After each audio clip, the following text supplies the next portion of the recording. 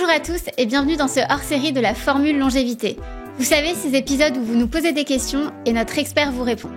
Je suis Marine Sanclemente et je suis accompagnée de Robin Ménage, le directeur scientifique des cliniques Bouchinger. Aujourd'hui, on va parler sénolytiques, des molécules qui permettraient de ralentir le vieillissement. Dit comme ça fait un peu pilule magique. Si vous voulez tout savoir sur le sujet, ça commence maintenant.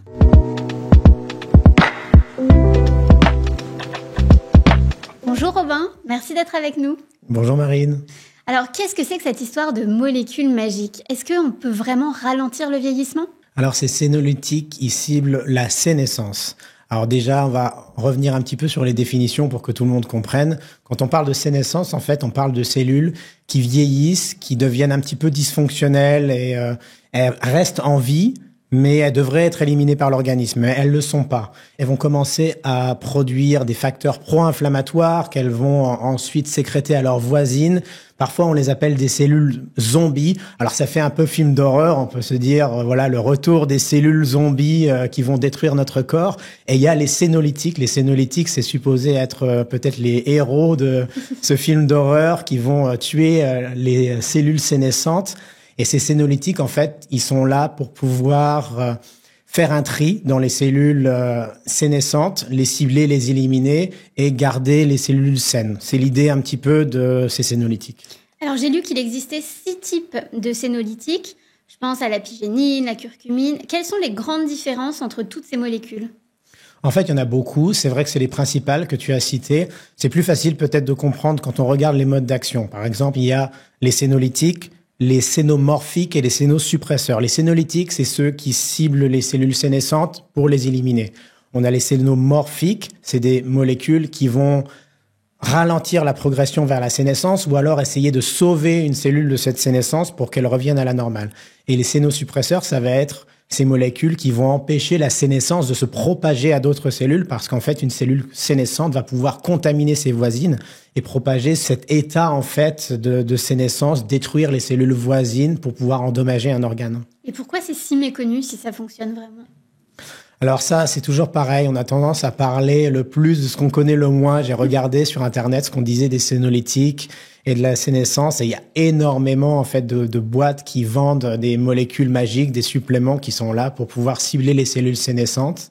Et c'est quelque chose qui est souvent en vente en parapharmacie ou alors en complément alimentaire sur Internet. Mais ça marche pas forcément bien. Il faut le dire clairement. C'est, pour l'instant, quelque chose qui est dans le domaine scientifique, en train d'être développé, parce que c'est super intéressant. Si on arrivait à vraiment éliminer les cellules sénescentes, on pourrait guérir plein de maladies. Mais on n'en est pas encore là. Donc là, si je comprends bien, tu es en train de briser tous nos espoirs de trouver ces petites pilules pour rajeunir en pharmacie, c'est ça ?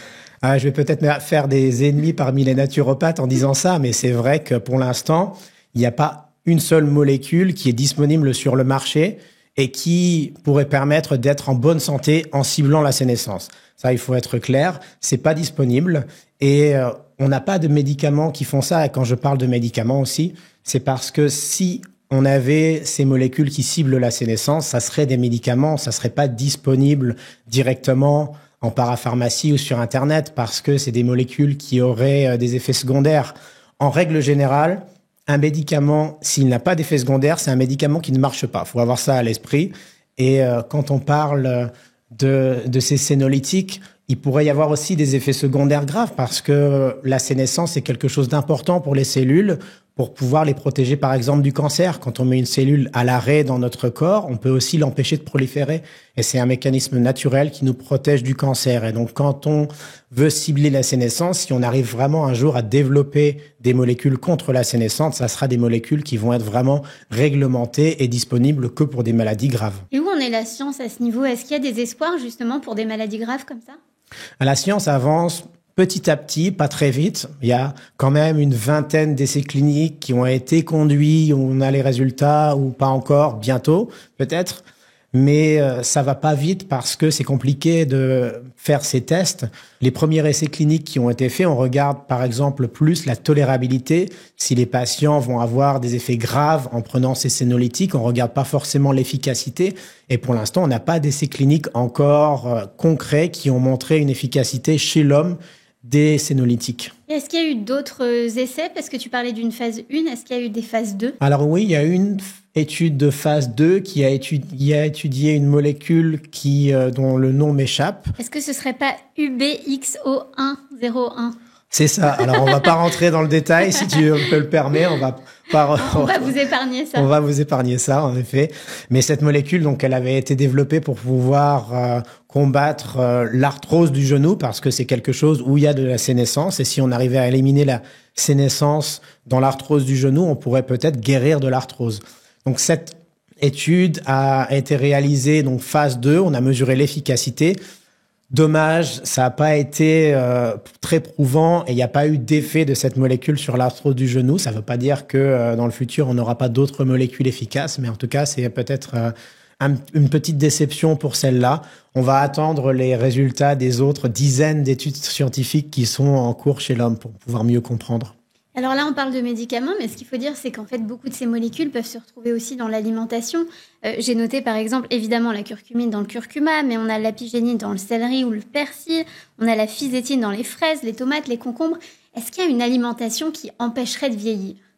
C'est ça, quand on a une alimentation variée et équilibrée, en fait, toutes ces molécules qui sont sénolytiques, mais aussi antioxydantes, anti-inflammatoires, on les retrouve dans cette alimentation avec des quantités qui sont difficiles à mesurer. On n'a pas des doses comme dans des médicaments qui sont très clairs, mais on a des centaines de ces molécules qui souvent agissent ensemble en synergie pour vraiment avoir des effets anti-inflammatoires et garder notre corps en bonne santé pendant vraiment longtemps, pendant des dizaines d'années, et vieillir en bonne santé. Merci Robin pour toutes ces précisions. Je vais courir au supermarché et nous, on glissera quelques liens d'études pour que nos auditeurs puissent aller se plonger dans tout ça en description de l'épisode. Je vous remercie du fond du cœur d'avoir écouté ce nouvel épisode hors série de la Formule Longévité. Si vous avez d'autres questions, n'hésitez pas à nous les poser, que ce soit sur les plateformes d'écoute, dans les commentaires de la chaîne YouTube ou sur le compte Instagram Buschinger-Wilhelmy. Et si vous avez aimé cet épisode, n'hésitez pas à le partager autour de vous, à vos proches, à vos amis. Ça n'a l'air de rien comme ça, mais pour nous, ça compte beaucoup. Je vous embrasse et je vous dis à très bientôt. Ciao!